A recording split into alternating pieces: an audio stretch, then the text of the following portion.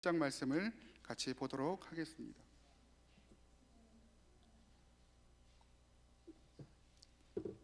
요한복음 21장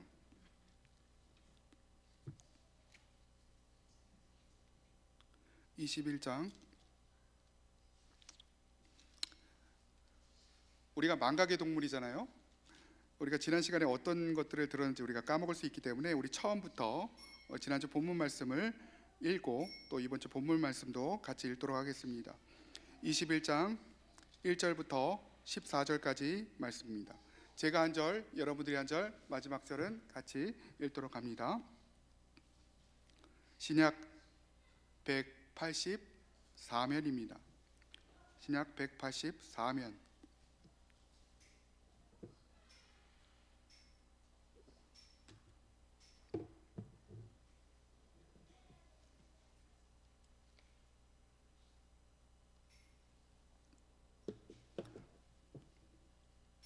여러분, 제가 먼저 읽겠습니다. 그 후에 예수께서 디베랴호스에서 또 제자들에게 자기를 나타내셨으니 나타내신 일은 이러하니라.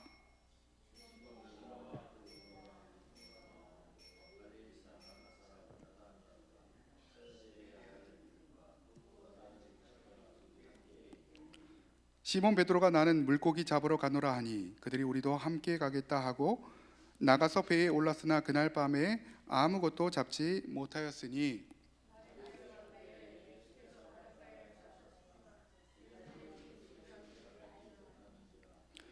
예수께서 이르시되 얘들아 너희에게 고기가 있느냐 대답하되 없나이다.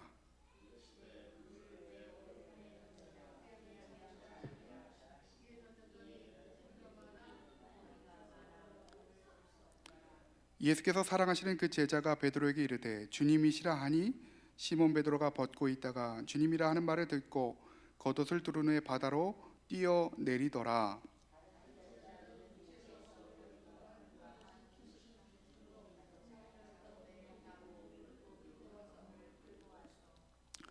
육지에 올라보니 숯불이 있는데 그 위에 생선이 놓였고 떡도 있더라.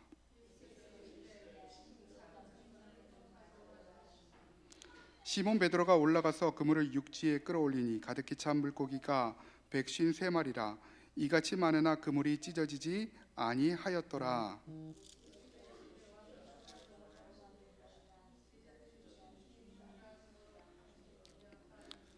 우리 13절과 14절 같이 읽겠습니다. 시작. 예수께서 가셔서 떡을 가져다가 그들에게 주시고 생선도 그와 같이. 이것은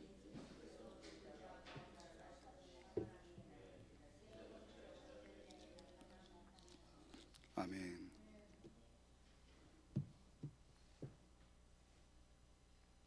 여러분, 한 주간 고난 주간 가운데 어떻게 지내셨습니까? 저는 개인적으로 진짜 고난 주간이었던 것 같습니다. 주일날 예배 마치고 우리 막내가 이 턱 밑이 찢어져서 천안이든 아산이든 막 하루 종일 헤맸던 그런 기억이 있고요. 또 일주일 동안 여러 가지 사건들이 많이 있었던 것 같습니다. 그럼에도 불구하고 하나님은 우리 교회를 사랑하시고 인도하시고 보호하셔서 오늘 이 자리 가운데 말씀을 나누게 하시는 것입니다. 이 부활절에 우리가 이 부활의 영광이신 우리가 예수님 앞에 나가 우리가 예수님을 경배하며 예수님 앞에 우리 인생을 내어드리는 저와 여러분들이 되시기를 주님의 이름으로 축원합니다. 아동 심리학자인 도널드 위니컷 인 사람이 이렇게 얘기했습니다. 만약에 우리가 부모를 선택할 수 있다면 나는 죄책감을 느낄 줄 아는 부모를 선택할 것이다.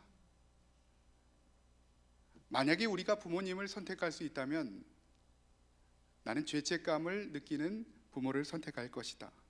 그렇게 말하였다고 합니다. 아이들에게 이런저런 문제가 생겼을 때 이런저런 핑계를 대는 부모보다는 책임감을 가지고 안 좋은 일이 생길 때 자기 잘못이라고 생각하는 부모가 자녀에게 더 좋은 부모다라는 이 말은 현대 유아교육의 이정표가 되었다는 것입니다. 여러분, 마찬가지로 한번 질문해 보죠. 우리가 만약에 하나님을 선택할 수 있다면, 우리의 가장 맞는 하나님을 선택할 수 있다면 어떤 기준으로 하나님을 선택할 수 있는 것인가? 이에 대해서 시몬 베유라는 프랑스의 철학가는 이렇게 얘기했습니다. 신을 선택하는 것은 우리에게 달린 일이 아니다. 하나님을 선택하는 것은 우리에게 달린 일이 아니지만 우리가 할 수 있는 것은 가짜 신에게 사랑을 주지 않는 것이다. 우리가 신을 선택할 수 없지만 우리가 할 수 있는 것은 가짜 신에게 우리의 사랑을 주지 않는 것이다. 그러면서 이렇게 얘기했죠. 불완전한 인간을 수용하는 신이 있다면 나는 얼마든지 내 마음과 사랑을 드릴 것이다. 오늘 본문을 보면요, 이 제자들의 인생 가운데, 이 불완전한 제자들의 인생 가운데 찾아가신 그 예수님의 얘기가 나오죠. 예수님과 함께 있을 때는 그 놀라운 인생을 살아갔던 그들이 예수님이 십자가에 돌아가시자 두려워 떨며 모든 문을 잠궜다라고 요한복음 20장에는 기록하고 있습니다. 이 두려움에 떨며 실패 가운데 있던 그 제자들에게 오늘 예수님이 찾아간 장면이 오늘 본문 가운데 기록이 되어져 있습니다. 우리 지난주 말씀들을 우리 천천히 다시 한번 되짚어보죠.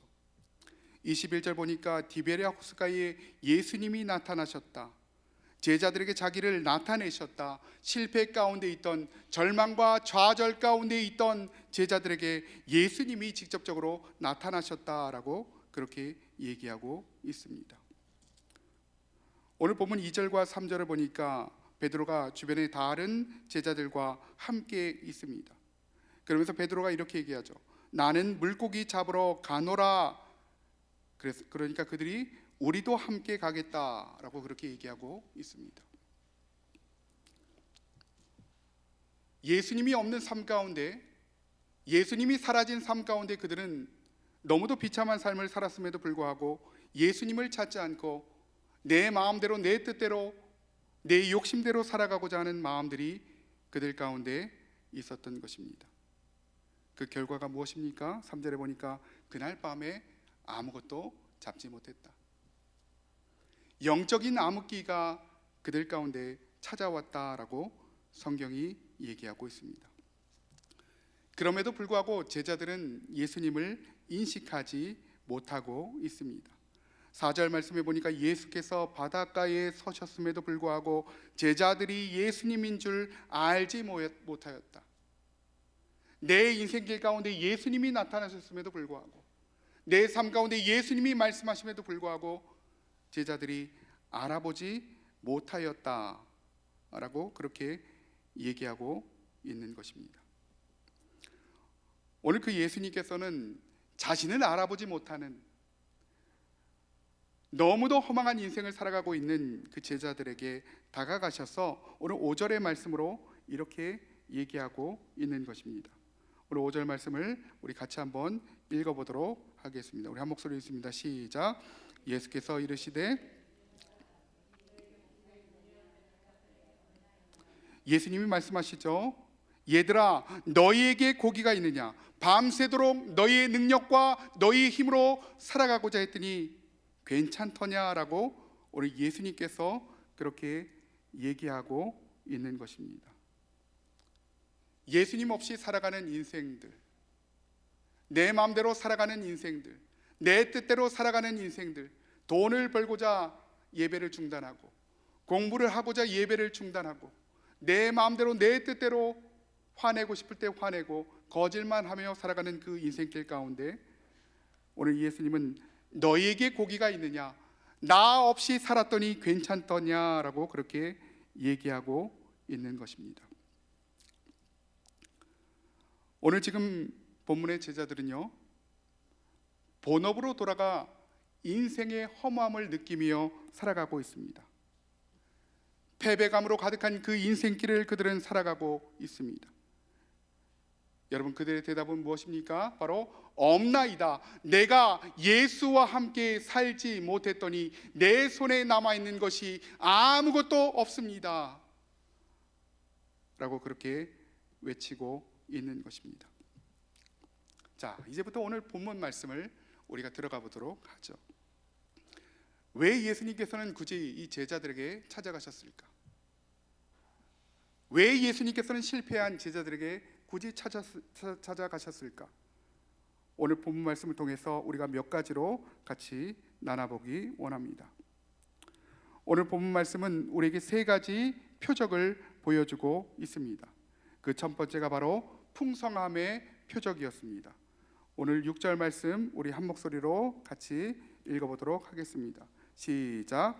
이르시되 그물을 배 오른편에 던지라. 그리하면 잡으리라. 이에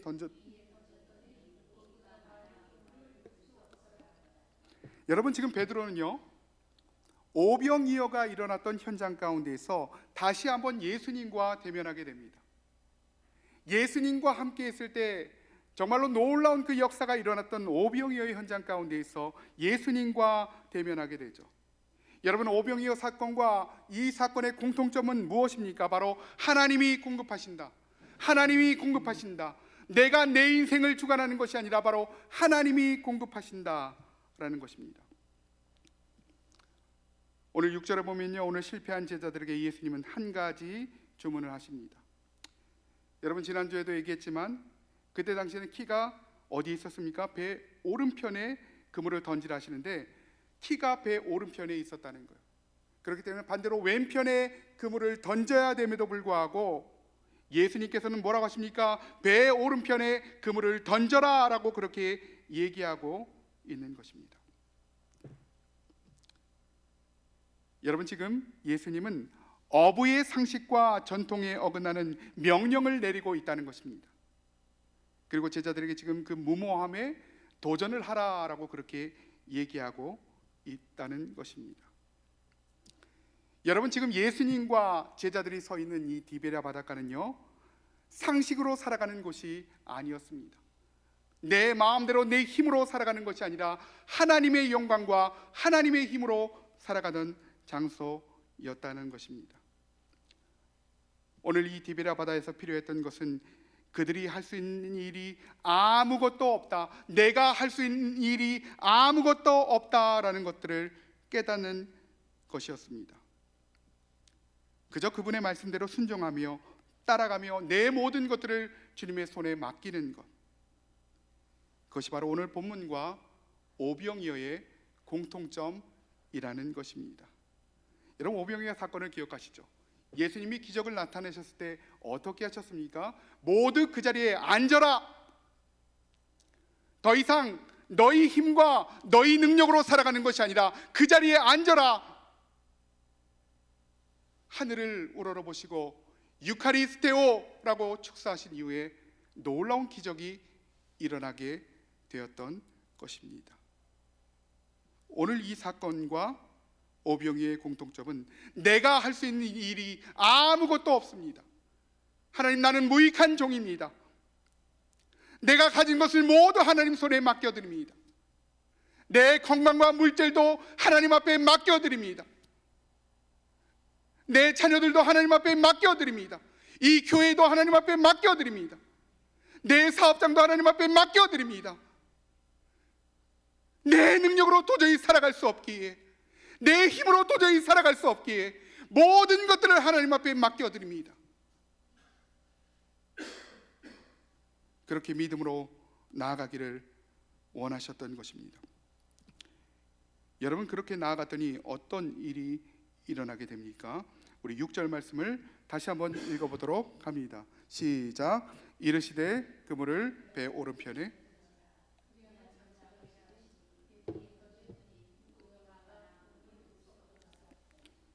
내 상식과 어긋나는 그 말씀을 예수님께서 하셨을 때 그저 순종하며 예수님 앞에 나아갔더니, 이에 던졌더니 바로 어떤 일이 일어납니까? 물고기가 많아서 그물을 들 수 없더라 라고 그렇게 얘기하고 있는 것입니다.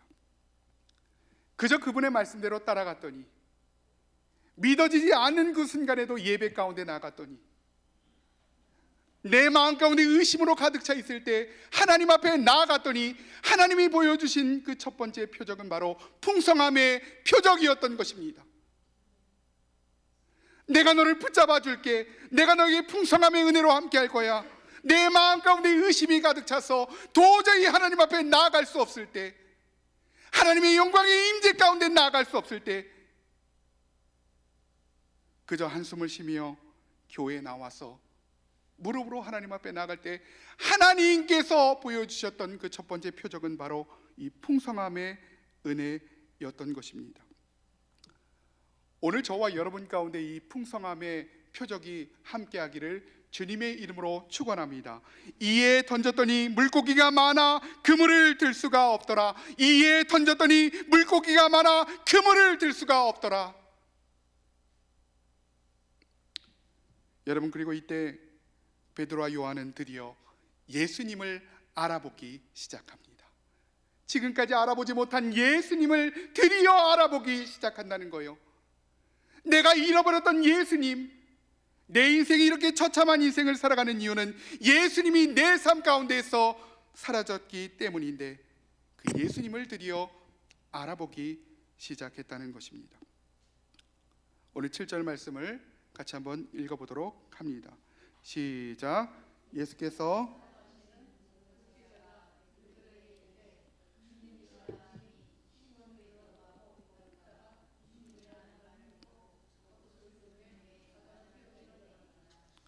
여러분, 예수께서 사랑하시는 제자는 보통 누구를 의미합니까? 바로 요한을 의미하죠. 예수께서 사랑하시는 그 요한이 베드로에게 먼저 이렇게 얘기합니다. 먼저 주님을 발견합니다. 늘 예수님 곁에서 예수님의 사랑을 받았던 그 요한이 예수님을 먼저 발견하죠. 우리가 잃어버렸던 그 예수님을 발견하게 됩니다. 그리고 베드로에게 주님이시다, 내 인생 가운데 주님이 나타나셨다는 거예요. 내 속상한 삶 가운데 주님이 나타나셨다는 거예요. 내 어두운 삶 가운데 주님이 나타나셨다는 거예요. 주님이 내 인생 가운데 찾아오셨다는 것입니다. 그리고 이에 이어서 베드로도 예수님을 인지하게 되었던 것입니다. 그래서 옆에 누가 있는지가 너무도 중요한 것이죠. 우리 옆에 신앙의 사람이 있는 것인가, 아니면 불신앙의 사람이 있는가는 너무도 중요하다는 것입니다. 그리고 오늘 7절을 보니까 어떻게 얘기하고 있습니까? 7절 다시 한번 읽어봅니다. 시작. 예수께서 사랑하시는 그 제자가 베드로에게 이르되 주님이시라 하니 시몬 베드로가 벗고 있다가 주님이라는 말을 듣고 겉옷을 두른 후에 바다로 뛰어내리나. 요한이 어떻게 외칩니까? 주님이시다. 내 인생 가운데 주님이 나타나셨다. 답이 없는 내 삶 가운데, 실패한 내 삶 가운데 주님이 나타나셨다. 아무도 위로해 주지 않은 나의 인생길 가운데 주님이 나타나셨다. 여러 가지 문제가 산적한 내 삶 가운데 주님이 나타나셨다. 주님이시다. 주님이 나의 삶 가운데 찾아오셨다. 그리고 베드로는 그 말을 듣고 겉옷을 두른 후에 바다로 뛰어내렸다라고 그렇게 얘기하고 있다는 것입니다. 여러분, 지금 복선적으로 그 놀라운 은혜를 경험하였던 같은 장소 가운데 그 현장에서 베드로는 다시 한번 하나님이 나타나셨다라는 사인을 보게 되었던 것입니다. 나의 어두운 삶 가운데 하나님이 나타나셔서 나를 만지기 시작한다는 그 하나님의 사인을 보게 되었던 것입니다. 그때 그가 외쳤던 것은 바로 주님이시다. 내 인생의 문제가 해결되는 것이 중요한 것이 아니라 바로 하나님이 내 인생 길 가운데 나타나셨다라고 그렇게 고백하게 되었던 것입니다. 그리고 무모함 가운데 바다로 뛰어들게 되었던 것입니다. 오늘 저와 여러분 가운데 이런 풍성함의 은혜가 함께하기를 주님의 이름으로 축원합니다. 하나님이 여러분의 인생 가운데 풍성함으로 채워주시고 그 풍성함의 결과는 무엇입니까? 바로 이 표적을 통해서 우리가 하나님을 발견하게 되는 것입니다. 그저 풍성함으로 끝나는 것이 아니라 그 풍성함 끝에 우리는 하나님을 발견하게 되는 것이죠. 하나님이 이 장소 가운데 계시는구나.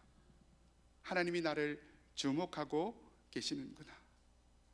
오늘 저와 여러분이 이런 은혜로 나아가기를 주님의 이름으로 축원합니다. 아무도 나를 바라봐 주지 않을 때 하나님이 나를 주목하고 있다는 사실. 여러분, 두 번째는 우리를 보존하시는 하나님의 은혜를 경험하게 된다는 것입니다. 첫 번째가 뭐라고요? 풍성함의 표적. 두 번째가 바로 보존의 언약입니다. 여러분, 제가 처음에 유학을 갔는데 한 학기 등록금을 내고 나니까 60불이란 돈이 남았습니다. 이 돈은요, 제가 쌀을 사고 계란을 사고 버텨야 되는 그런 돈이었던 거죠. 이 돈을 이제 너무 소중한 나머지 계속 들고 다녔습니다. 그리고 며칠 있다가 이제 교회 가서 예배를 드리는데 마음 가운데 들지 말아야 되는 생각이 계속 드는 것이었습니다. 어떤 감동이었냐면은 이 돈을 나에게 드려라. 여러분, 별로 크지 않은 돈이었지만 저에게는 엄청난 돈이었죠. 이 돈을 나에게 드려라. 여러분, 순간 제 머릿속은 복잡한 계산으로 어두워지기 시작합니다. 이 돈을 가지고 쌀을 사고 최소한의 생계를 유지해야 되는데 이 돈을 드리라는 것입니다. 그리고 저는 망설이다가 제가 가진 전부인 60불을 하나님 앞에 헌금으로 드렸던 것입니다. 그리고 이제 망했다, 이제 한국으로 돌아가야 되겠다라고 생각하고 체념하며 그날 정말로 인생의 최악의 예배를 하나님 앞에 드렸죠. 근데 예배를 마치고 그날 사회를 보신 그 부목사님이 저에게 다가오시는 것이었습니다. 저를 보시고 이렇게 얘기하는 거예요. 전사님, 혹시 차가 필요하세요? 여러분, 저는 굉장히 차가 필요한 상황이었습니다. 근데 60불로 차를 못 사잖아요. 그런 상황이었죠. 저한테 그렇게 물어보시는 거예요. 전사님, 혹시 차가 필요하세요? 그렇게 물어보십니다. 그러면서 얘기를 들어보니까 이분이 유학을 마치고 한국으로 돌아가시는데 이 차를 팔아서 여비를 써야 되는데 하나님이 자꾸만 마음의 감동 가운데 저 사람에게 차를 주어라, 저 사람에게 차를 주어라 계속해서 때린다는 거예요. 그러면서 제 손에 이렇게 차키를 쥐어 주셨던 거죠. 여러분, 모르긴 몰라도 차를 공짜로 주는 사람들은 세상에 별로 없을 것입니다.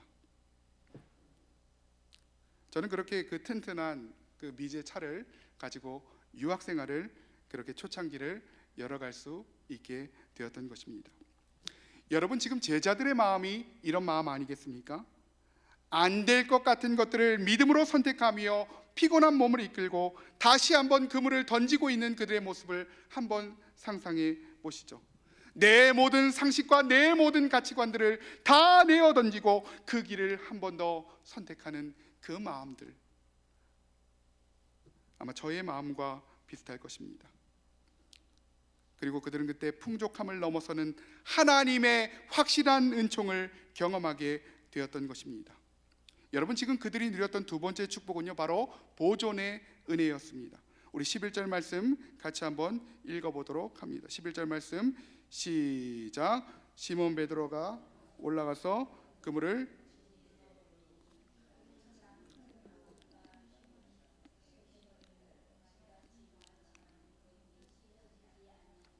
여러분, 제자들이 겪었던 그 첫 번째 은혜는 무엇이었습니까? 첫 번째 표적은 바로 풍성함의 표적이었죠.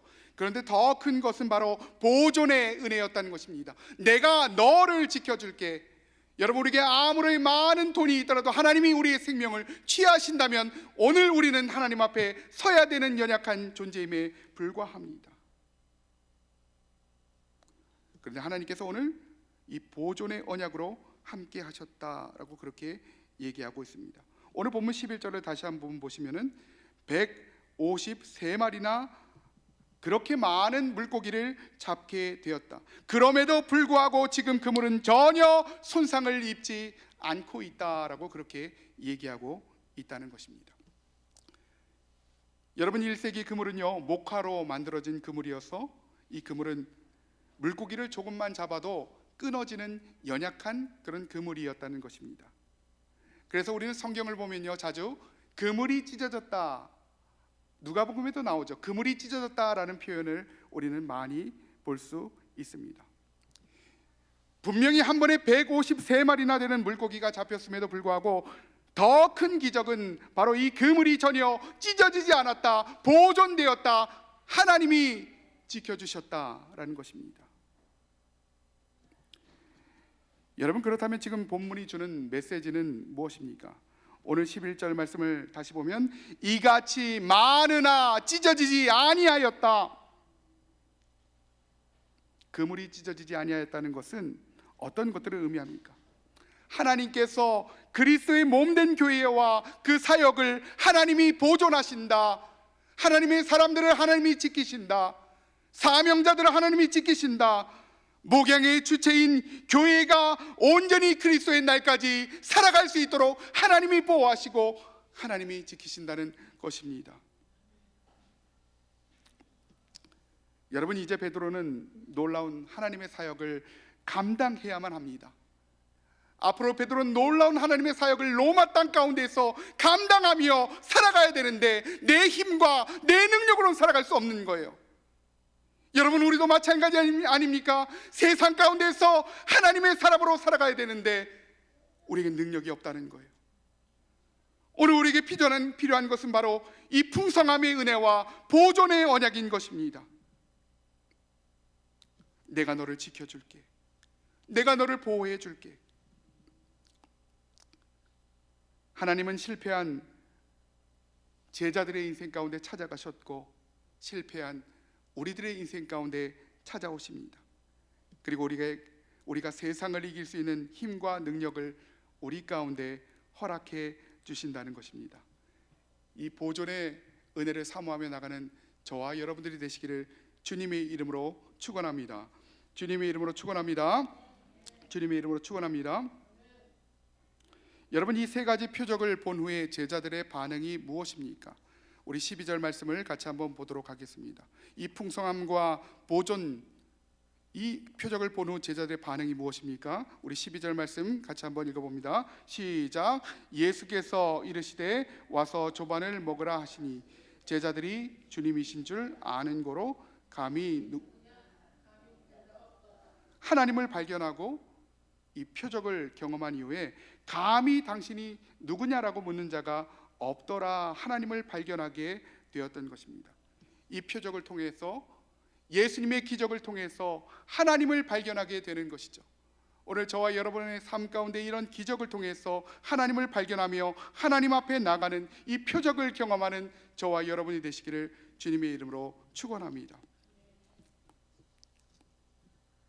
요즘 각 서점 사이트에서 지난 2달간 굉장히 인기 있는 그 베스트셀러가 있습니다. 이 부동의 1위예요.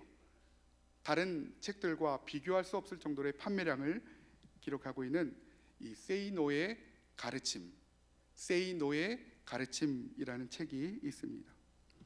나중에 제가 이 책을 다시 언급을 하겠지만 이 책은 다름 아닌 부자가 되기 위한 책입니다. 이 Say No라는 필명을 가진 이 수천억 원대의 자산가가 일반 사람들에게 어떻게 하면 부자가 될 수 있을까? 너희들이 이래서 안 되는 거야. 어떻게 하면 부자가 될 수 있을까라는 방법들을 서술한 책입니다. 여러분, 제가 이 책의 인기를 보면서 사람들이 돈에 대한 욕구가 얼마나 큰가라는 것들을 보게 됩니다. 여러분, 예수를 믿는 우리도 별반 다르지 않습니다. 부활하신 주님이 우리 가운데 오셔서 우리와 함께하며 우리와 동행하시며 우리 안에 거하기를 원하심에도 불구하고 예수를 버리고 내 마음대로 우리가 세상을 따라 물질을 따라 예배를 폐하며 살아가는 경우가 얼마나 많이 있습니까? 세상이 정한 방법대로 살아가며 살다 보니 어느새 우리 안에 부활하신 예수가 사라져 있음을 우리는 발견하게 되는 것입니다. 그리고 우리는 물질의 노예로 살아가게 되는 것이죠. 여러분, 이 세이노라는 사람이 이 책에서 이렇게 얘기합니다. 우리 인생 가운데 앞길이 보이지 않을 때, 그때 그 방법이 무엇이냐? 오늘 제자들과 같이, 오늘 저와 여러분들과 같이 인생의 앞길이 보이지 않을 때 어떻게 해야 되냐? 이렇게 얘기합니다. 우리는 나 자신과 상황에 대해서 분노해야 된다. 너의 하찮은 인생 가운데에서 분노해야 된다. 그 상황 가운데, 너 자신 가운데 분노해야 된다. 그렇게 얘기를 하고 있습니다. 그래야 보란 듯이 우리가 돈을 잘 벌고 잘 살 수 있다라고 그렇게 조언하고 있는 것이죠. 여러분, 그러나 우리 주님은 앞길이 보이지 않고 우리가 실패한 인생 가운데 살아갈 때 이 분노가 정답이 아니라 하나님 없는 인생이 바로 문제다라고 얘기하고 있는 것입니다. 하나님 없는 것이 문제다라고 얘기하고 있는 것이죠. 또한 삶에서 절망하고 있는 실패한 우리들에게 풍성함과 보존의 언약을 오늘 예수님께서 약속하고 있다는 것입니다. 오늘 이 부활의 계절에 저와 여러분들이 이 풍성함의 은혜를 체험하시기를 주님의 이름으로 축원합니다. 하나님께서 여시는 너무도 그 풍성한 은혜 가운데 나아가기를 주님의 이름으로 축원합니다. 근데 거기서 끝나는 것이 아니라 이 풍성함을 통해서 어떻게 해야 된다고요? 하나님이 나타나셨다. 하나님이 내 인생 가운데 나타나셨다. 하나님이 내 사업장 가운데, 하나님이 우리 가정 가운데 나타나셨다. 하나님이 지금 나를 주목하고 계신다. 두 번째는 무엇입니까? 하나님이 우리를 보존하신다. 어제도 하나님 앞에 간 사람이 있었고 오늘 아침에도 하나님 앞에 간 사람이 있었는데 하나님이 우리를 보존하셔서 하나님의 사역 가운데로 우리를 불러주시고 그 사역 가운데 동참하게 하신다. 오늘 이 귀한 은혜가 저와 여러분 가운데 임하기를 주님의 이름으로 축원합니다. 우리 이 시간에 같이 이 부활절 성찬을 같이